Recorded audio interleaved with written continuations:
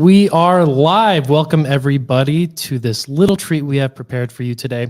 This live stream is going to be the ultimate guide to LSA. So thanks for joining us. And we're also joined by a very, very special guest, one of RYNO's own, Peter Simpson. Thank you for joining us today. Hey, Zach, how are you? I'm good. I'm good. Welcome to the inaugural LSA Q&A and holiday special. Yes, the holiday special. We're missing the Christmas hats and the special the guest Mariah Carey and musical supergroup Pentatonics. Yeah, we'll have a halftime.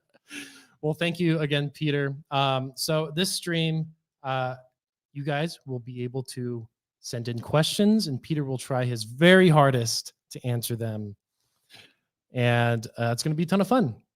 So, Peter, do you want to say a little bit about yourself, how long you've been working in Google and LSA? Sure, happy to. Yep. So I started getting involved with Google Local Services ads back in 2016, right after they went live in the Bay Area, initially with just a couple of verticals. And I've been involved with the team over there at Google out in California and have watched the platform evolve quite a bit over the years and have seen different tests come and go. And I like to think that early on, having had such a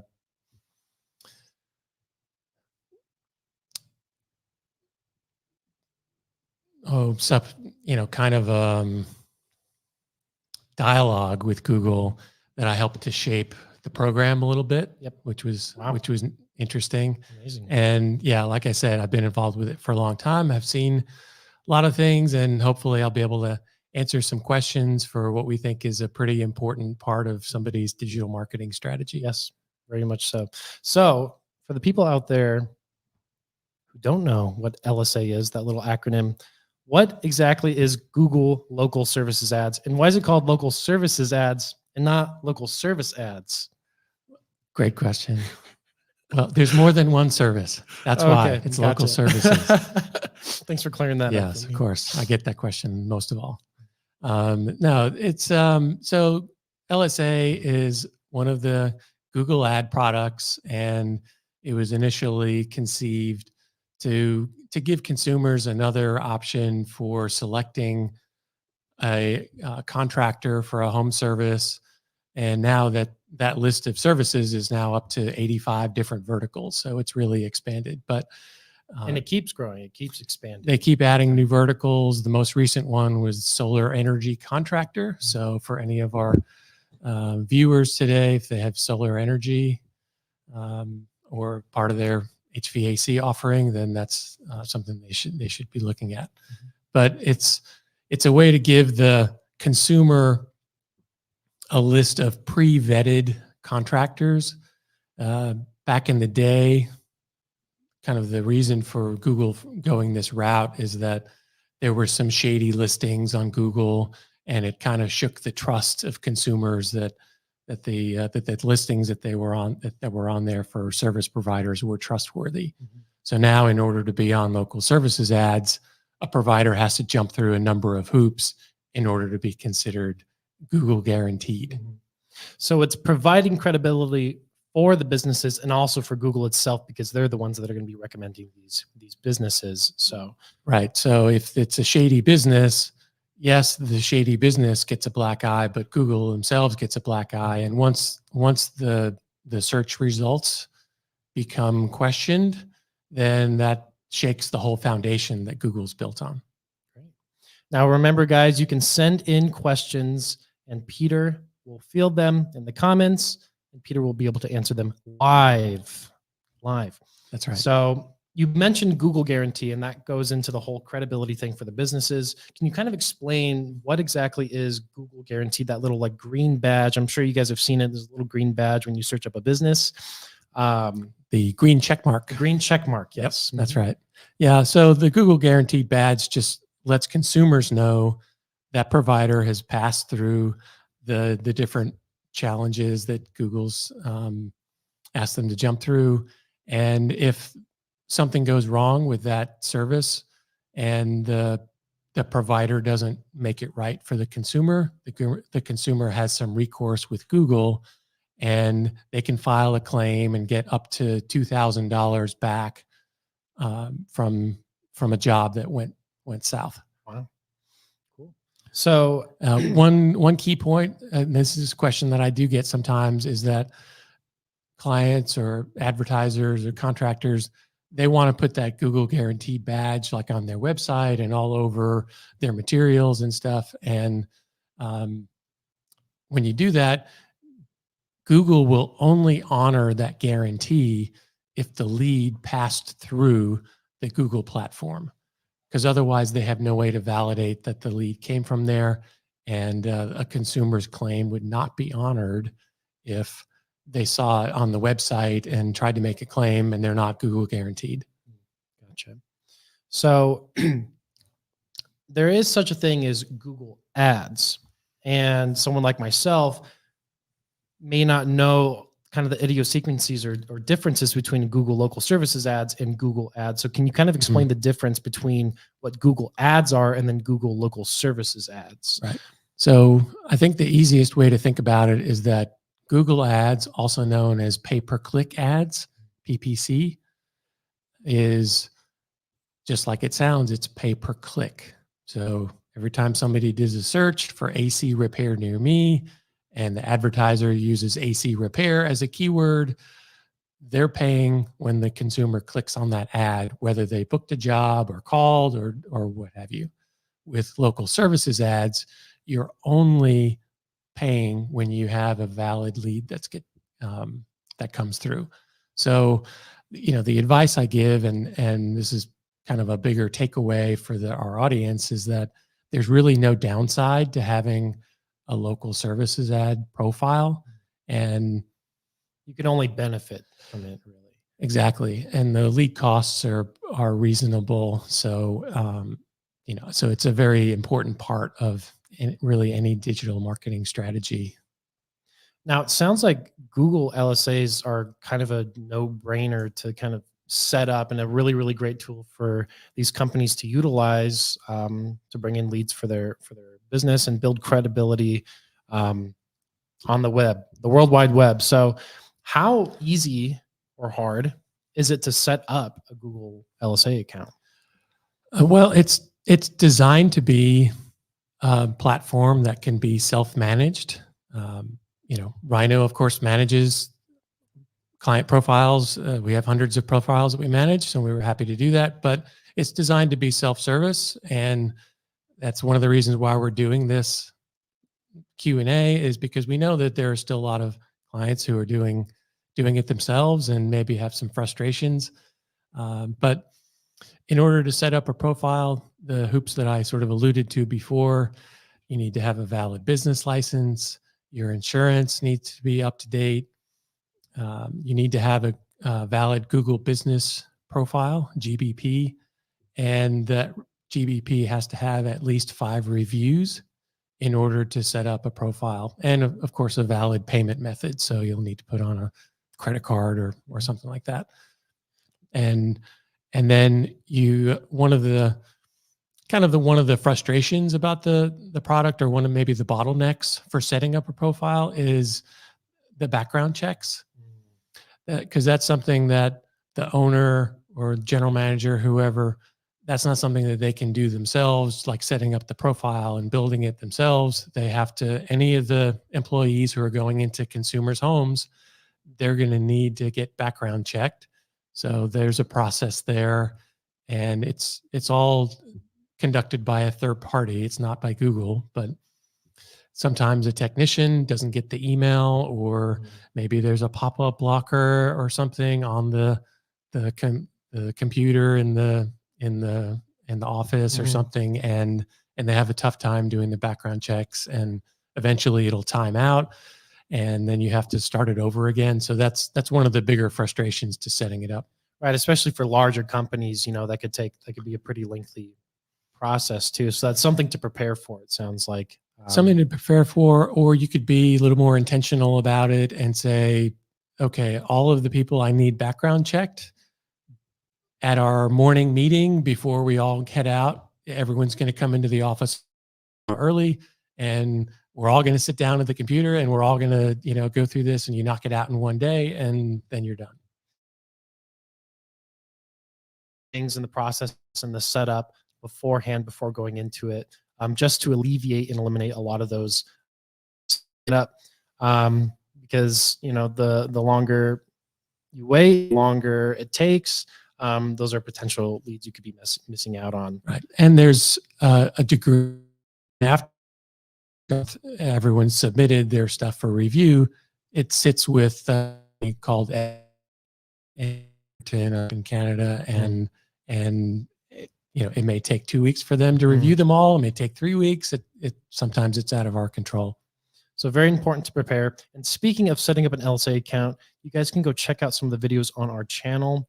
We have a lot of different videos describing what LSA is, general overview videos, how to set up an account. And we take you through step-by-step how to do just that, what to prepare for, what to expect. Really, really great resources to check out. So kind of managing LSA, is it something that is easy enough for a company to do on its own? Does a company need an agency to manage their LSA account? Kind of walk us through. Sure. So I sort of touched on it a little bit. It's designed to be something that could be managed in-house. Certainly, we see plenty of companies who do that and are very successful at doing that. Sometimes what happens though is maybe there's a resource that is not dedicated to monitoring the profile, and sometimes when we bring on a new client and we audit their profile and we can see their credit card had expired, so they've gone dark on leads for a while, or their insurance expired, or license, or sometimes for whatever reason Google's connection to the Google business profile gets disconnected. So now there doesn't have all the reviews that it had before. So as long as somebody's on top of it, you can definitely do that. And another distinction between local services ads and Google ads is that with local services ads, let's say you get a lead that comes through and you're charged for a lead that's outside your service area, or a job that you don't do, or maybe the customer called at 10 a.m. and then they called back at 2 p.m. to change the booking time. Sometimes you get charged for that second call, and with local services ads, you can dispute those, and in many cases we'll get credits back for those charged leads. With PPC, if they click on your ad just by mistake, you're still going to get charged for that. And that's one of the, like I said, if you have somebody who's dedicated to LSA and can be listening to all the calls and submitting for disputes, it's certainly something that they can do, but that's also part of the management that we provide. And, in general, we see maybe 5 to 10% of the gross spend coming back in the form of credits for our clients. And, it doesn't sound like much, but it's been a tough year for everybody. I think Little goes a long way. 5 to 10%, back for a lead that never had a chance to book. So, so we're pretty proud of that. So we have our first viewer question. This one's coming in from Dustin Kays on YouTube. Peter, if I add another vertical to my existing LSA profile, will I need to go through background checks again? If it's on your existing profile, no, you won't need to go through the background checks again. Okay. But it does bring up a kind of an interesting question that we get quite a bit, is that maybe they're a plumbing company and they're adding HVAC, or they're HVAC and they want to add plumbing. A question we get sometimes is, do I need to just add the same service to that profile, or should I create a whole separate profile for the new vertical, for the new service? And in general, the recommendation is to keep them separate. And there's a couple of reasons for that. One is that when you have a combined profile with multi-services, you don't necessarily have visibility into how many leads were from plumbing, how many were from HVAC very easily without listening to them one at a time. It also shares the same budget. So in some cases, you might want to devote more budget to plumbing versus HVAC. And when they're combined, you don't really have the ability to do that. You might have a different service area. You might drive farther to go for an HVAC job than for plumbing. You might have different hours where maybe you're 24/7 for HVAC, but not for plumbing, or vice versa. So by having the separate profiles, it gives you some added flexibility to manage those profiles based on the individual kind of needs of the business and the resources there. Now, kind of on that last question, I don't think home service companies have to worry about this all too much. But say in the rare instance that they want to add a vertical or a service that isn't listed in Google, what would be some things that they could do in that case? I know home service companies, I think home service is one of the biggest categories for LSA, GBP, but what would be something in that case that they could do, or a vertical that's not listed? So not an LSA profile. So they wouldn't be able to use that vertical or put that vertical on their profile to use for LSA and their GBP. I guess I don't understand the question. Okay, maybe I'm not phrasing the question right. We can move on to another one. Maybe I'm just confused on that one. Because if if Google doesn't have that vertical available, then you can't set up a local services ad. Mm-hmm. So you'll have to rely on the other digital marketing avenues. You'll have a GBP, you'll have your organic, you can do PPC. All of the other options are available. But if you happen to be in an industry that's not one of the 85 verticals on local services ads, then just it may end up showing up in 6 months or something. Yeah. But for now, they're out of luck. Okay. Looks like we have another question in. This one's coming in from Nick Bray on YouTube. Is there any effect on a LSA profile if a consumer files a claim to Google about the service? That's a good question.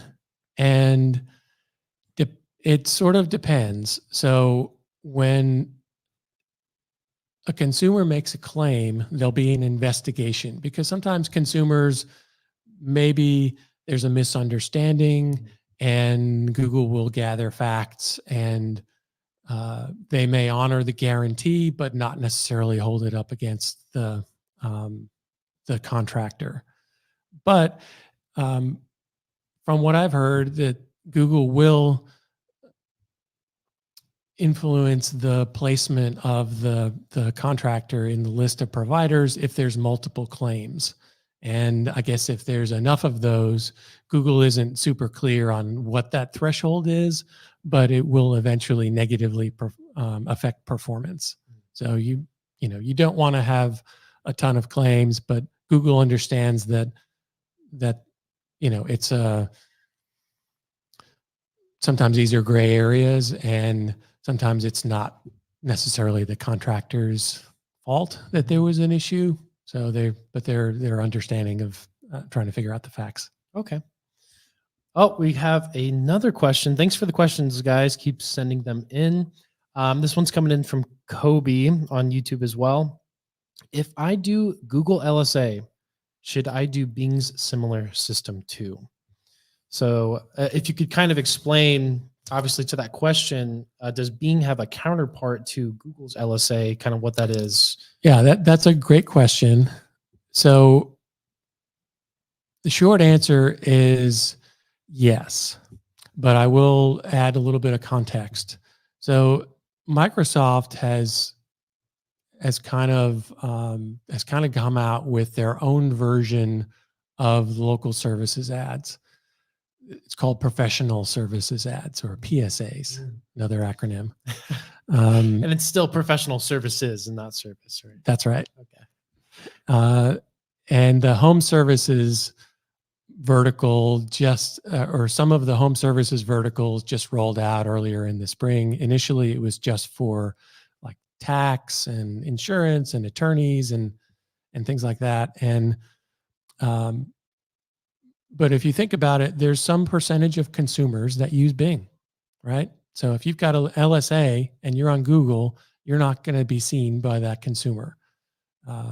So I would recommend giving it a try on Bing PSAs, but it is worth kind of elaborating on the distinction a little, because yes, it's kind of in name similar to LSA, but there isn't the same amount of vetting of contractors, and the profile creation is very different. The ad creation is very different.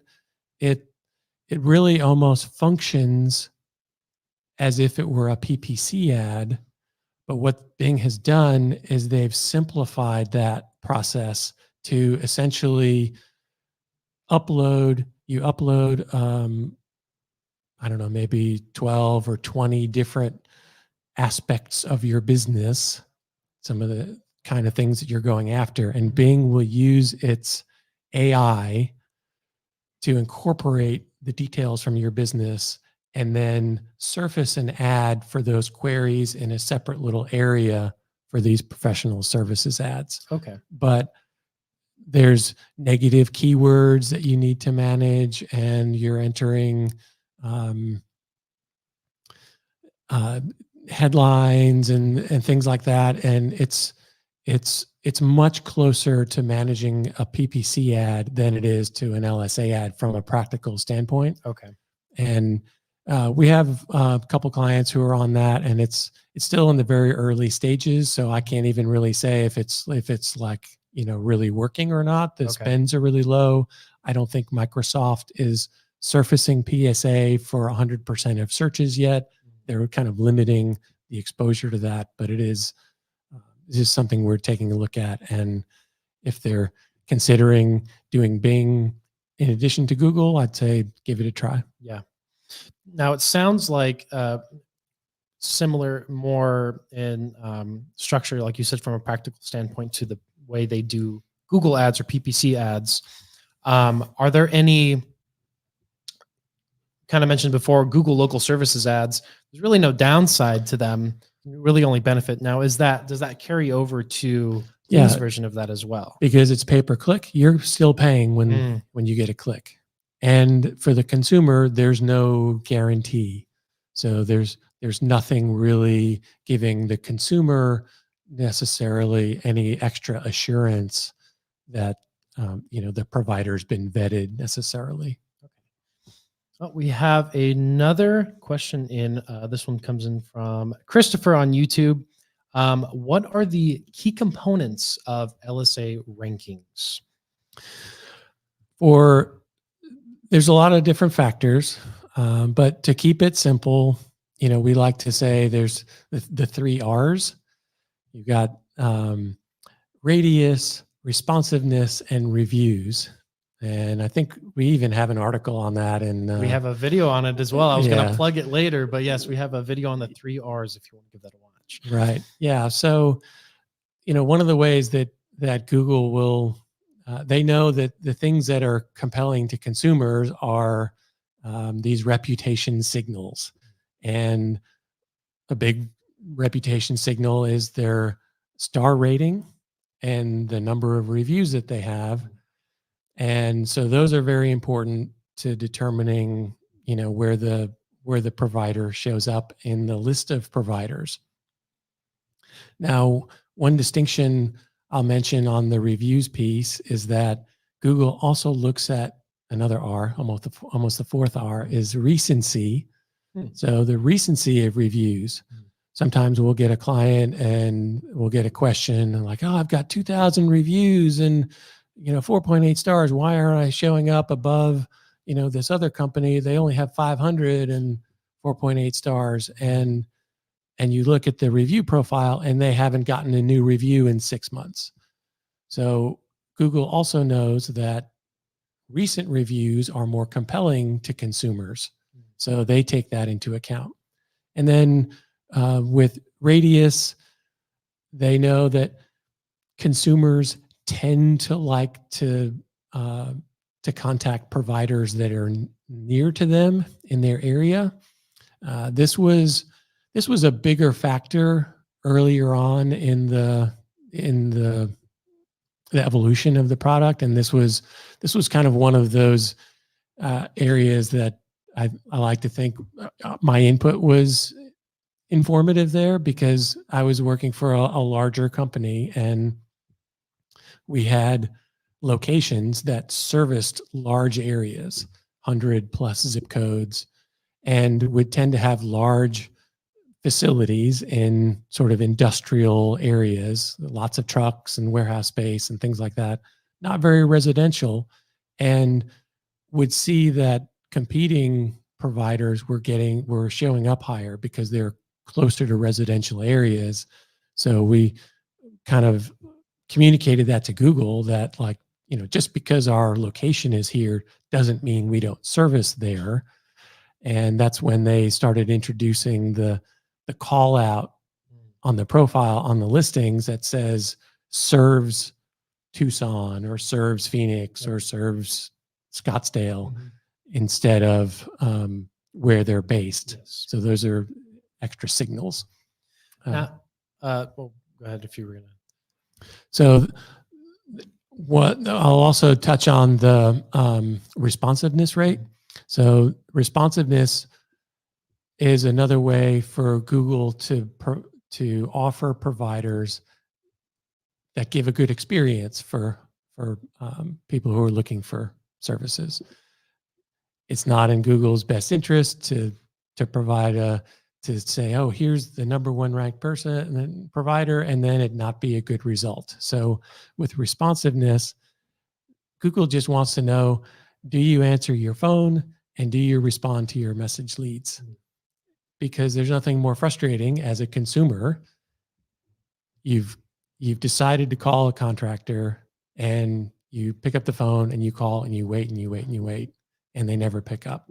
Or you send a message lead, you're hoping for a response, especially in our businesses, HVAC, plumbing, they're not reaching out just to, shoot the breeze. They've got a problem. And so Google understands that it's important for the provider to respond quickly. And the ones that don't, their profile is going to see a negative impact for that. And correct me if I'm wrong, but I believe that it also lists the responsiveness time, right, on their profiles. And that could certainly deter some customers if they see a longer responsive rate. For sure. So that pertains to the message leads. So if a provider has message leads enabled, Google is able to calculate about how long it takes on average for that provider to respond. And based on how long they might respond, the little call out under the listing could say responds in as little as 15 minutes, or responds in about an hour, or responds in a few hours, or responds in about 24 hours. If it goes beyond that, then they don't show anything. So it's kind of a double-edged sword. If you have message leads enabled and you have a good response rate, and you see, provider responds in 15 minutes, and if you're a consumer and you see a list of providers and you see some that, even if they're listed above yours, and even if they're listed above, if it says that it responds in 24 hours and another one responds in about 15 minutes, it might slide down to the, 4 or 5 spots to the other provider, all things being equal. Yep. Yeah. Well, speaking on responsiveness and reviews, this is just kind of a question for myself, just to kind of understand. For reviews, does responding to reviews also play a role in LSA rankings as well? And also the quality of the reviews. Obviously the quantity and the recency, but does the quality of the reviews and the response to certain reviews as well have an impact? Obviously 5 stars, the higher the star rating, the better. But responding to the reviews does not impact LSA ranking at all. Although it is a very good idea for organic and for your Google business profile. So while it doesn't influence LSA, it is a very important thing to do. Great. So I know you kind of wanted to talk about some common myths or misconceptions regarding LSA. Are there any common ones that you kind of wanted to bring up and demystify?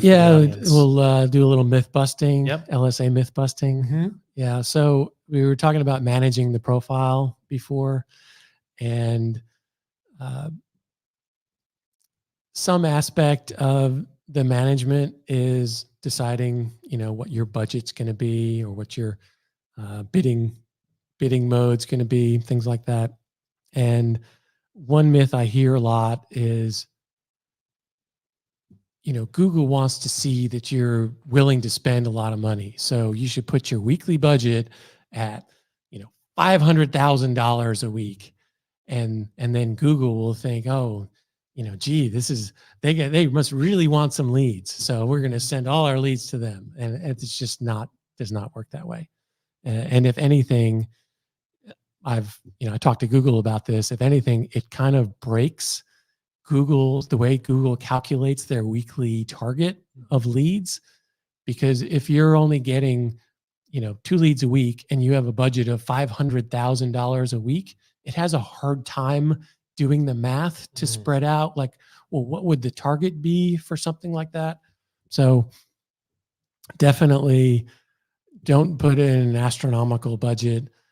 Just it doesn't help you. I also see that on, you could set your bidding mode to, there's really only 2 choices: maximize leads, which will allow Google to sort of see where the prevailing bids are, or they call it max per lead. And it basically, you're telling Google, well, the most I want to pay for this lead is $40 or something. So, but I see contractors trying to sort of game the system and say, well, I'll pay $800 a lead. And all that does is just tell Google that, well, at $800 and $1,000 a week in your budget, then we only want to send you 1 lead per week. And so it's very counterproductive. So just set it to maximize leads, set it to a reasonable budget. If you see that your budget, that your profile is performing well, Google may even flash a little message on your profile, but that says your profile is performing well, add more budget to get more leads. But some people don't want more leads. They're at capacity or whatever, but wait till you kind of bump up against your budget cap and then start adding budget. Start with something reasonable. That's great. Let me see. I did myth busting we can do. Yeah, a couple more myths. And remember, guys, send in any questions you'd like us to respond to. Peter is a mastermind. He literally was there for the inception of LSA, so he's the guy to go to for any questions. Another myth I hear a lot is, well, with all my leads, I know Google likes to see that you're booking a lot of leads. So I just mark every lead as booked. And then this way Google thinks, wow, they've got 100% booking rate. So I'm just going to keep sending them more leads. Well, the spoiler alert, Google doesn't rely on the contractor to determine if that call booked or not. They have their own artificial intelligence, and they're listening for cues in the call themselves, and they're determining whether it booked or not, and not relying on the contractor. That's really more if a contractor, maybe they're smaller, maybe they don't have a CRM like a Service Titan or House Call Pro, and they don't have as many tools for tracking booking. This is a way for them to track booking inside the tool itself, but that's purely what it's for. Gotcha. Okay, great. Let me see if a couple of other myths. Oh, we actually have a question if we want to move to that real quick. This one also comes in from Kobe.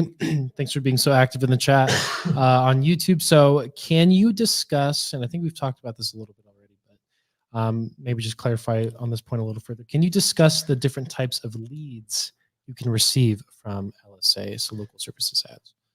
Sure. It's pretty simple. You got your phone call leads, your message leads. One note on the message leads that I didn't point out before.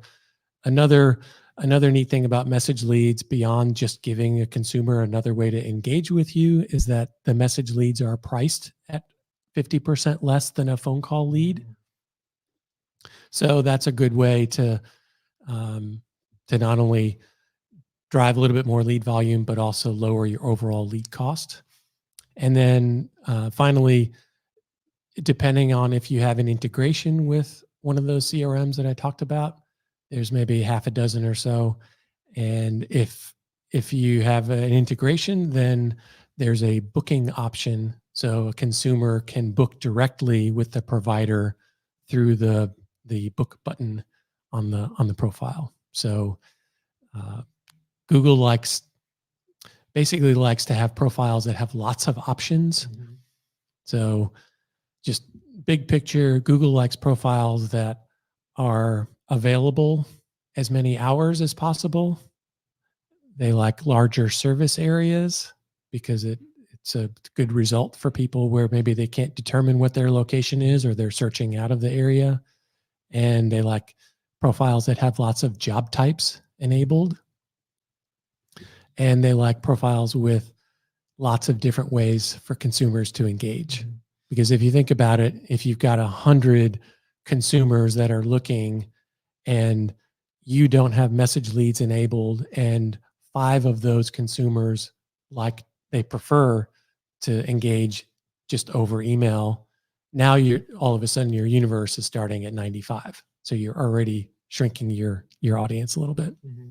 So anything that you can do to increase click-through rate, Google likes high click-through rate profiles too. So, right. So if you've got a strong brand, and people click on you, then so it sounds like it's a good idea to maximize the amount of ways a customer can reach out and contact you, but obviously within your means as a company, because it might not be the greatest idea to enable something and then you can't live up to its potential. For example, responsiveness, right? Like with the message, right? And everything. So even though Google might like 24/7 profiles, if you don't have the ability to answer phone 24/7, or might do some more harm than good. Or you don't have a good answering service, Nexa is a good one. We like them. That can do after hours calls. Then it's almost, don't bite off more than you can chew. Mm-hmm. And if you don't have somebody who's dedicated to responding to those message leads and they're just sitting in an inbox somewhere, they get stale really quickly. And you'll just increase your conversion rate the faster you are to jump on those. Nice. So we have another question. This one's coming in from YouTube from Colton Murphy. So he asks, what about booking rates on message leads?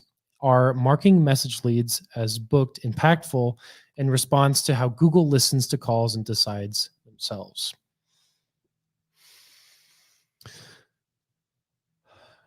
So what about booking rates on message leads? Are marking message leads as booked impactful? Well, I can't really confirm if doing that for message leads is going to matter. Okay. That kind of makes sense. Mm-hmm. But again, I think as far as message leads go, it's the responding. And one kind of interesting observation that we've made is that sometimes a client or a contractor will get a message lead, and message leads will come through via email, and then they'll immediately they'll pick up the phone and call the consumer. Consumer's happy because they got a callback, or usually happy, but Google, they don't know what happened. They just think that it's just left there unattended. So the advice we give in that case is when a message lead comes in via email or text, immediately respond in that same, using that same platform, and then go ahead and pick up the phone and call if you want to call. But you got to check the box with Google that you responded. Okay, great. We have another question in, another one from Dustin. Peter, he's addressing you by your first name Okay. basis. Peter, Wow. does making small changes to my weekly budget, like increasing from 1,500 to 1,503 cents, going to positively influence my profile? Short answer is no. No. Google. We'll just end it there. No. Yeah. I mean, that's just another example of trying to game. Google has not engineered the weekly budget to drive more leads to an oddly budgeted weekly budget. So just play it straight and have a good profile, have lots of reviews, and answer the phone, and you'll be good. So this is a question I had earlier back, and I apologize for kind of going back on it, but something I thought about. We talked about the difference, obviously, between Google Ads and Google LSA. Why would somebody use or prefer one over the other? So, like from a consumer's perspective, from a consumer's perspective, but also from the company's perspective, why would they use LSA over PPC or vice versa? The kind of the cost benefit analysis there. Yeah. Well, I'll tackle the consumer perspective first. So the neat thing about LSAs is that if you look at a search engine results page, the first thing that's on there, the number one thing on the page, is a local services ads listing. So everybody knows the most coveted real estate on a search engine results page is the top of the page. Yep. And it used to be those were the paid search ads, but since LSAs, they've occupied that top spot. So that's why, you get that added visibility. If you've got a profile that's in one of those top spots, and you've got a paid search ad, and you've got a Google business profile listing, and you've got a healthy organic, you could have potentially four bites at the apple. Wow. On that for that one search. And so lots of benefits to having that local services ads. From a advertiser's perspective, another neat thing about LSAs is that all of the searches are non-branded searches. So if you're just looking for XYZ plumbing, it's not going to pop up the LSA. But if you're looking for plumber near me, and for the people who know PPC or paid search, those non-branded keywords, that's what everyone's going after, because they apply to every business in that space. So they tend to be very expensive. So the cost per lead for a non-branded keyword, for a non-branded search for PPC is expensive. And comparatively, the LSA cost for that non-branded search, since you're paying per lead, not per click, can be 2, 3, 4 times less expensive than a non-branded PPC. So, you definitely want to have, if you need more volume, it's fine to have both of those things. But if you want to, from a strategy perspective, digital marketing, you want to get your less expensive leads from organic and your Google business profile first. If you still need to fill your board, the next place to go is local services ads. And then if you still need more leads, then PPC. And then that's kind of a good way to approach it. Okay. So we'll get back to some myth busting in a second, but we do have another question. This one's coming from YouTube, again with Colton Murphy. Is utilizing an autoresponder for responding to message leads effective for ranking? So how does that affect your ranking? Yeah. So if you've got the message leads going to a box, an email box that has an auto responder, um, and it checks the box with Google that you responded right away, then I say great. The problem with that is that I would just sort of caveat it that, there's a customer at the other end of that. And as long as there's somebody who's tracking it and who can reach out to the customer, then great. But if what happens is that you've got this autoresponder, no one's checking because maybe it's not a shared mailbox or something. The last thing you would want is put on an autoresponder and then, Leave it there. right. Yeah.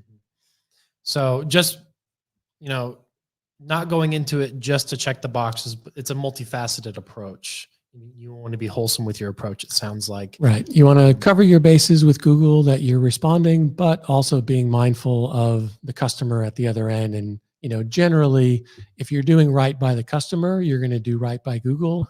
And that's, if you were to ask Google, that's what they would say. I did want to ask this kind of piqued a question in my mind. Are we seeing, now obviously we don't want to limit, companies don't want to limit the ways customers can reach out to them, but are we seeing an increase or a decrease in certain ways that customers are reaching out to these companies? So maybe they can focus more resources or something on a certain means of communication from customers. We haven't really seen a huge change in the mix of leads. In general, we see between 10, 15% of leads coming through are message leads on average. And haven't really seen that change a whole lot. Okay. Most of the time, at least in the industries that we tend to work with, there tend to be a little bit more urgency. Maybe with something potentially less urgent, there might be a little higher percentage of message leads than phone calls, but typically, phone calls is where it's at right now. Okay, great. So we do have another question. This one is from YouTube from Mark Dominguez. Do you think Google will make the dispute option better? We have disputed several calls that we should get a credit and they got denied. Yeah. So, excuse me. I guess it's kind of a two-part answer to that.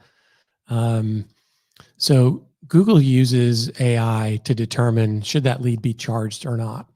And the longer that AI is in place, the more that machine learning is learning. And we have seen that over time, they're kind of getting better at not mistakenly charging leads. However, we still see, like I said, that 5 to 10%, we're getting those disputes approved and getting credits back. And sometimes what'll happen is that there'll be a slam dunk dispute that we'll make, and it'll get denied. And in that case, for our viewer, I would go ahead and send that back to the help desk. It'll get re-reviewed, and in some cases, they will approve it the second time. There are some times when they just don't approve it for whatever reason, and that can be frustrating. But don't just necessarily take the first verdict and just think that it's done. You could escalate that to the Google help desk, and they may be able to approve it for you. Okay. Well, there you go, Mark. We can get back to some myth busting here. I just want to remind everyone, thank you again for sending in your questions. Please feel free to send in any questions that you'd like. We're running low on time. We got about 10 minutes left. So please make sure to get in the questions you'd like answered by Peter here. But we're going to continue some myth busting with Peter. Yeah, on the topic of disputes, I've heard people say, well, you don't want to dispute because Google doesn't want you to dispute. And if you make disputes, Google will penalize you in the rankings. I have asked Google that question point blank, and they have said no. And I'm taking them at face value there. So I would say if you're if you're not disputing mistakenly charged leads because you think you're somehow going to be benefiting from that, I think you're shooting yourself in the foot, and would definitely Dispute them. go after those Yep. for sure. Okay. Good.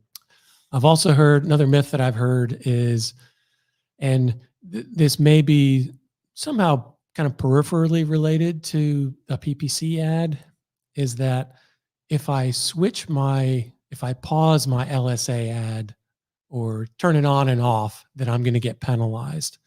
And the short answer is no for LSA. But for PPC, it's a little bit of a different story. For our PPC clients, even if they're busy, we tend to not recommend that they do that, because there are also some very sophisticated algorithms behind the scenes for PPC. And if you're switching it off, then by the time you're ready to switch back on, Google then has to sort of relearn all of your ads and landing pages and things. So it's not good advice on the PPC side, but for LSA, turning it on and off won't hurt you.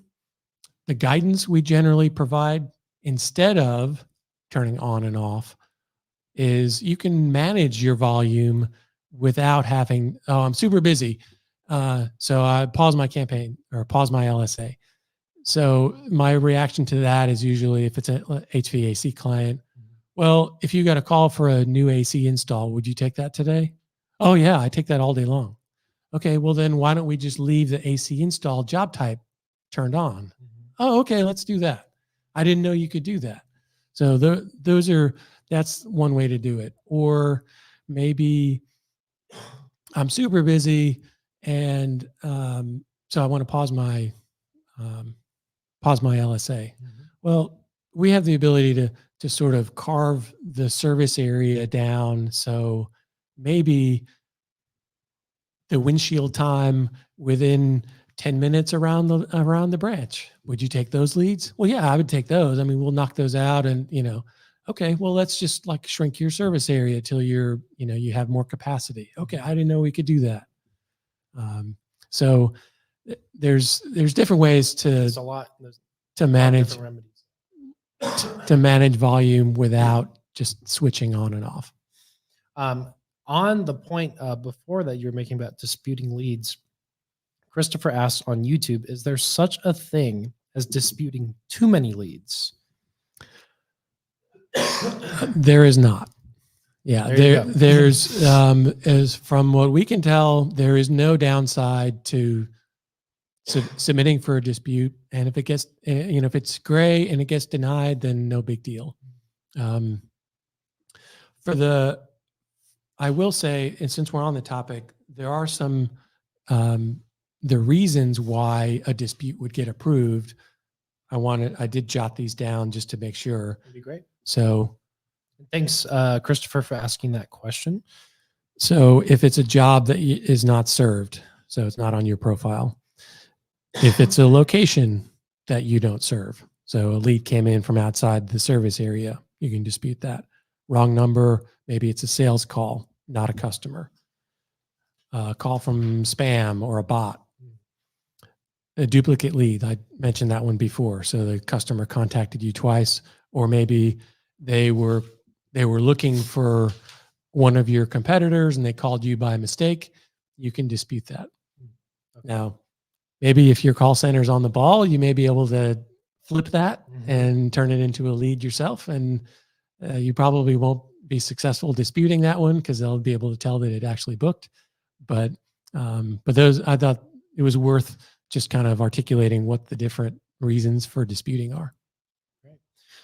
Just a reminder, guys, we are nearing the end of the stream here. Getting your last minute questions. We're going to be rounding it out here pretty soon. So get in those last minute questions as we round out this stream. Yeah, I love the questions. Yeah, thank you guys for participating so much. Are there any things that you wanted to, some final words of advice or explanations or myth busting that you kind of wanted to round out for, make sure the viewers kind of hear about that? I know we went over a lot of information today, but don't fret. We have a lot of resources you guys can check out. You'll also be able to watch this video after it's live. So, yeah, I mean, I would just say I touched on it before. There's really no downside to having a local services ads profile. The lead costs are reasonable. You get that added visibility on the search engine results page. They're all non-branded searches. So these are all customers that aren't looking for you specifically. So it's a way for you to take market share. You know, like I said, if you're managing it yourself, make sure you've got somebody who's keeping tabs on the insurance, on the license. You know, it used to be back in the day, you'd have maybe the expiration date was December 31st, for example. It used to be Google would keep your profile valid pretty much right up until the 31st. But now, once you're inside 30 days, your listing is now flagged for needing verification. So, you know, a word of caution is, even though you think you've got 21 days left before your license is expired, go ahead and get that renewed and get the new date in there ASAP, and don't wait till the last minute, because it's gonna be a negative ranking factor on your profile. If you have any more myths to bust, I saw one of them. It goes into a question that I had about turning on and off your LSAs. We'll do a little lightning round here if you want to answer some of these questions real quick. If you want to touch on turning on and off your LSAs. I kind of went into the turn on and off thing, and then the managing volume using other ways other than turning on and off. But one thing I also wanted to touch on real quick was your business hours compared to your ad schedule, because those are different. If your business hours are 9 to 5, let's say, and your ad is showing 24/7, outside of those 9 to 5 business hours, your ad's going to show, but it's going to show with a little call out that says closed now. And if you're a consumer, you see that no matter how great their ratings and reviews are, you see that they're closed, you're not going to call them, which creates an impression, and not a click. So now Google is seeing that, oh, there's all these, and that's best case. Worst case, somebody does call, you're not answering the phone, and now that's hurting your responsiveness rate. So I would just be really mindful about aligning your business hours, your ability to handle calls, with the hours that your ads shown. All right, Mark, you came in with the last question. Too late. Of the of the stream. We're gonna fit you in, don't worry. So Mark asks, is there an answer rate that you need to be above in order to show up? Meaning, does missing 15% of your calls make you not show up? So the benchmark that Google likes to see is responsiveness rate is over 80%. Obviously, the higher the better, but it's when it starts drifting below 80 that we start digging into that for clients and trying to understand why. Maybe there's a disconnect between the ad schedule and the business hours, like I talked about. Maybe there's an issue with their call tracking number or their switch or something, and they're not picking up, or maybe they're getting spammed by a bunch of spammy calls. So all those things can kind of play into that. So you should definitely keep an eye on it. And what's kind of sneaky about the responsiveness rate is that Google uses a rolling 90 days to calculate the responsiveness. So if you've had maybe historically have had really good responsiveness rate, and then maybe the last 2 weeks, there's something that's really have some catastrophically bad, it's not going to really start impacting your responsiveness until it starts working into your overall 90-day run rate. So we like to look at, okay, we'll look at the 90 days, of course, but then we'll look at maybe 60 days and then the last 30 days and see, is it trending down, meaning something more recent that's happening, and then we can alert the client and say, oh, hey, I don't know what's happening, but your overall responsiveness rate's 82%, but in the last 30 days, it's at 65. probably not something we need to look at.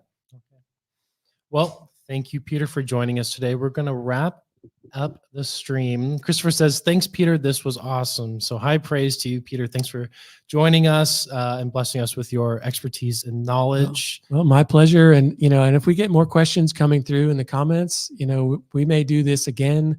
So definitely keep an eye out on the RYNO announcements, and we'd be happy to do it again. Yep. So just want to remind you guys, if you have any further questions that we weren't able to touch on, I know we went over a lot of different things in this live, feel free to comment and we will get around to those. We appreciate all the viewers, all of the questions asked today. I just want to encourage you guys to like, share, and subscribe to the channel. We have a lot of resources, especially on LSA, on YouTube, blogs. Check out the website. And again, just thank you. And thank you, Peter, for joining us today. You're welcome. Thank you.